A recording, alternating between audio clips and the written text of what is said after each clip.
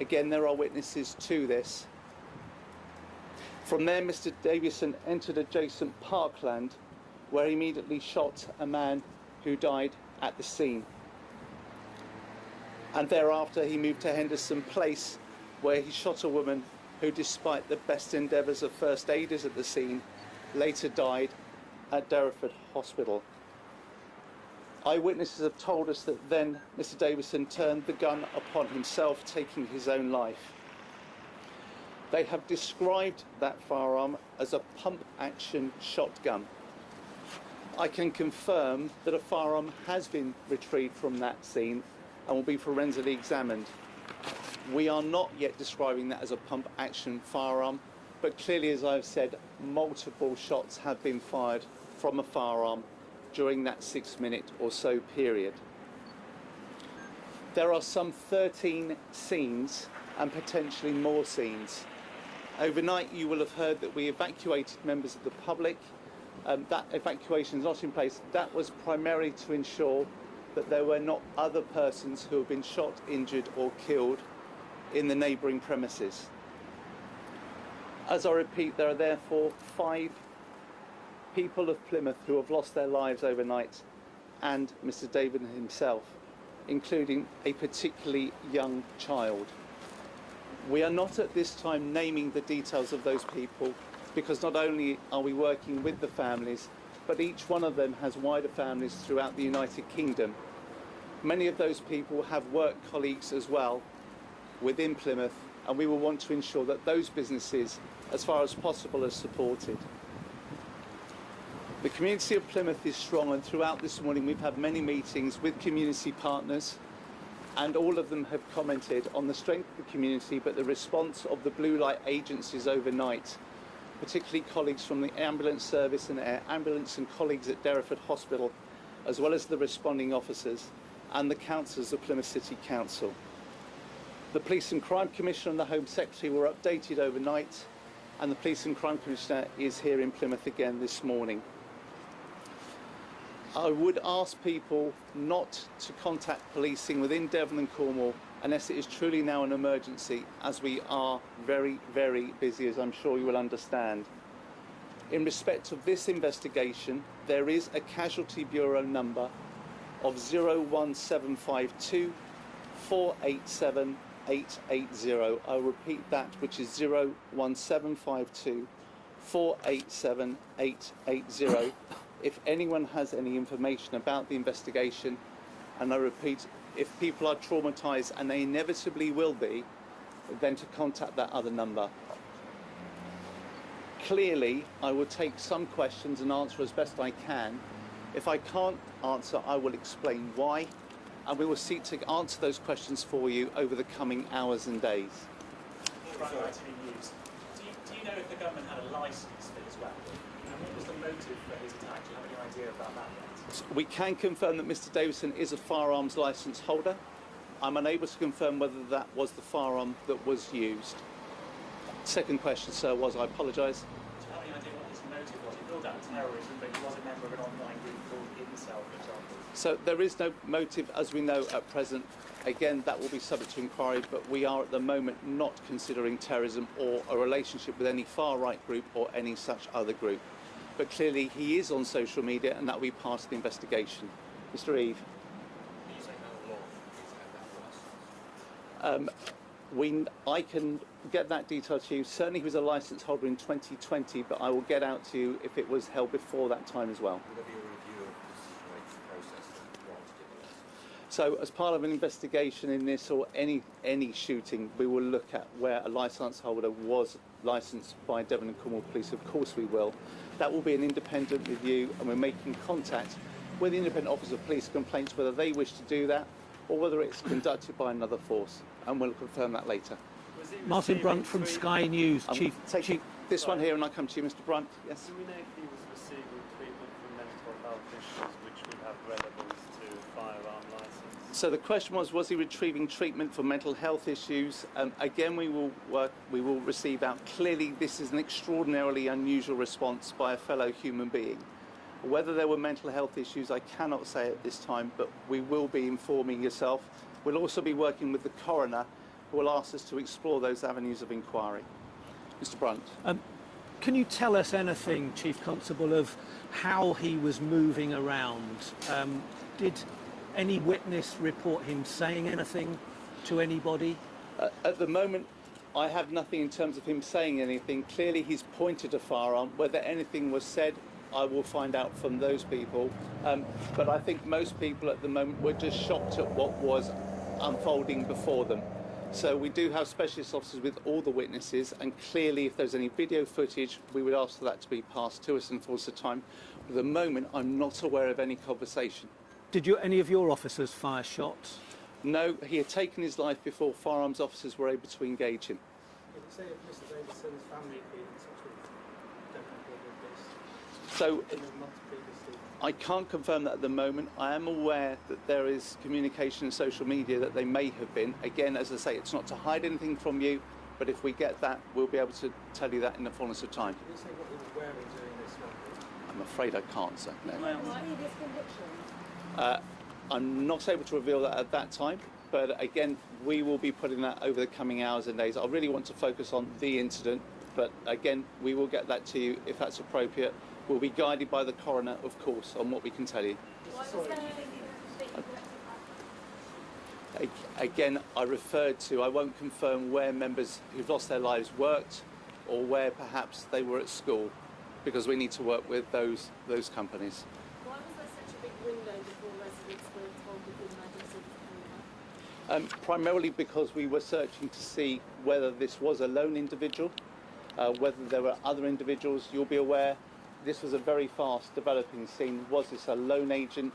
Clearly you've seen other issues. We weren't clear whether it was a terrorist incident. We therefore would want to keep the public safe until we were totally sure and able to give them that assurance. And how long exactly was that? It was several hours. Mr. Sawyer, a number of people lost their lives in a very short space of time. How confident are you in the actions of your officers in getting to the scene quickly enough and trying to prevent any further deaths? As confident as I can be right now. Response time of 6 minutes on a warm summer's evening from the time of call, I would believe is very, very quick. It is very clear. I'll be with you in a moment. I'll be very clear at the moment. I'm extraordinarily proud of my officers and their response. But if something comes later that we could have done more with it, of course, but I think 6 minutes is a pretty good response. In spite of ways not being treated as terrorism person, they are very radical views. That is a member of the group. Why was that disregarded so much? It's not disregarded, it's something we're not focusing on now. So the question was, have we disregarded terrorism? We're an open mind, but really that is not the focus at the moment due to the information we have, which I'm not able to reveal now. Clearly, if that changes, we're in liaison with Scotland Yard and the Counter-Terrorism Command. They're aware of all the information and they will guide us on that. 3 more questions, sir, and then sir. 1 second, I'll be with you. Take the gentleman in blue, sorry.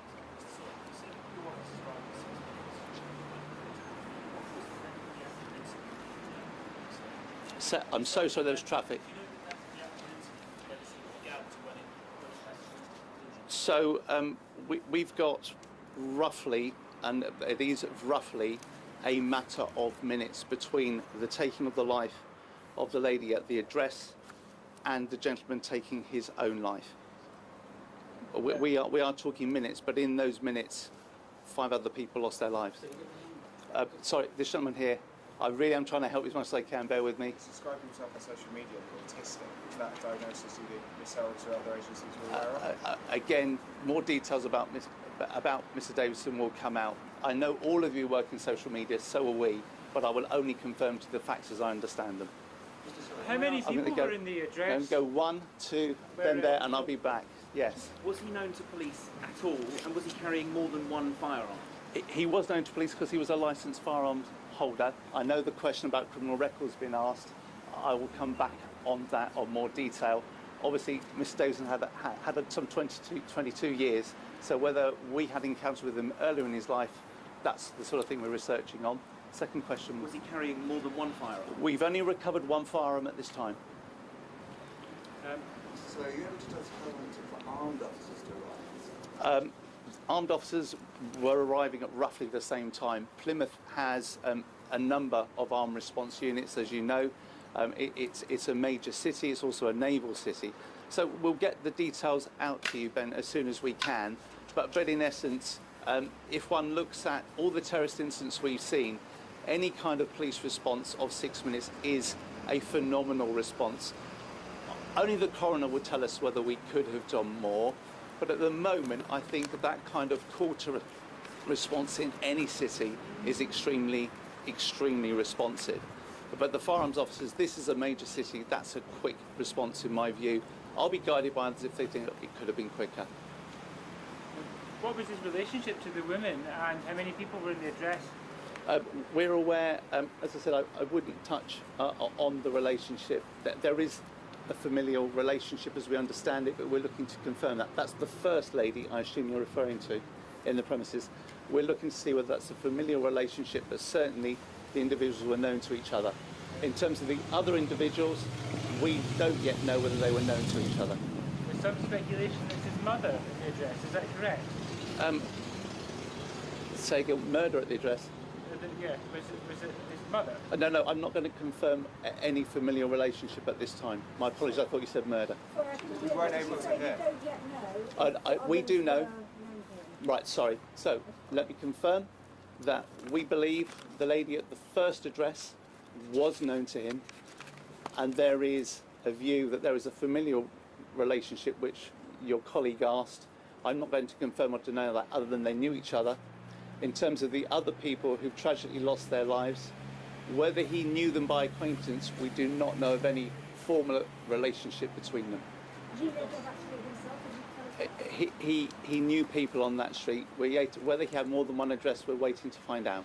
I'm going to do two more and then I must finish. Yes. I just want to check going back to the terror relations, whether that's an issue or not. I believe what you're saying initially it was to be a terror-related incident.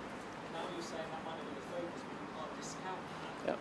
Does that mean there was a miscommunication initially, or has something changed to change the stuff? No, nothing's changed. I think in policing, I've been around long enough to know you keep an open mind and go on the facts, which is why I've waited for I could speak as long as I could. So at the moment, is terrorism a potential? Let's see what's on his hard drive. Let's see what's on Mr. Davison's computer. Let's see what's on social media. But right now, we have nothing to say that is the case. We believe we have an incident that is domestically related, that has spilled into the street and seen several people within Plymouth losing their lives in an extraordinarily tragic circumstance. Sorry, the address where the first shooting happened, is that the shooter's home address? Is that where the gun was registered? I won't be able to confirm or deny whether that's his address at this time. We will confirm whether he had more than one address. But the person at that address, we understand, was known to him. And was the gun registered to that address? Again, I'm not going to do that, not because I want to make sure we get all the facts to you as to where the gun was registered, because I don't know yet whether that was the gun that was used. It goes back to the earlier point. I'll give you it fact by fact as we go along, so as not to mislead you or confuse the public. Are there any other addresses being searched that aren't? We have 13 different scenes. Where it took place? My apologies. Yeah, they're going to take everything. So those were searched overnight to make sure that we had no other victims or other persons who may be harmed. Yes. As we discover more about Mr. Davison's life, we may find other addresses that we might wish to search, but at the moment we have no other addresses we're seeking to search. How many were searched overnight? I will come back to you because there will be multiple addresses in Biddick. Are you able to confirm where the injuries were sustained on any of the victims? I'm probably not going to answer that for issues of trauma, issues of courtesy to the public, respect, and I understand the question, but that's not somewhere I would go. I'm going to close with one more. Can you just say, beyond those people who lost their lives, how many others were injured and what sort of condition are they in? There were 2 people injured. So those were the 2 people that Mr. Davison confronted in Biddick Drive, aimed and shot at them. They're local residents. They both received significant injuries.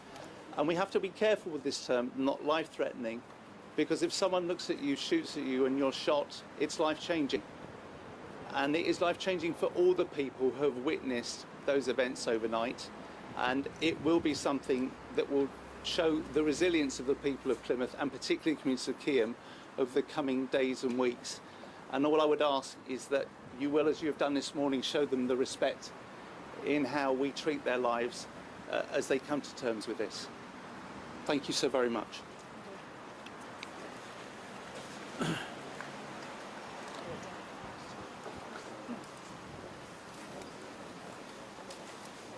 pop in front now. What's the best way? Oh, is that yours? Thank you, fella. Much appreciated.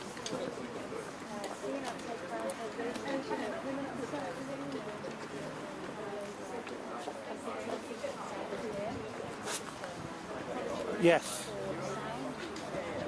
Yeah. Okay.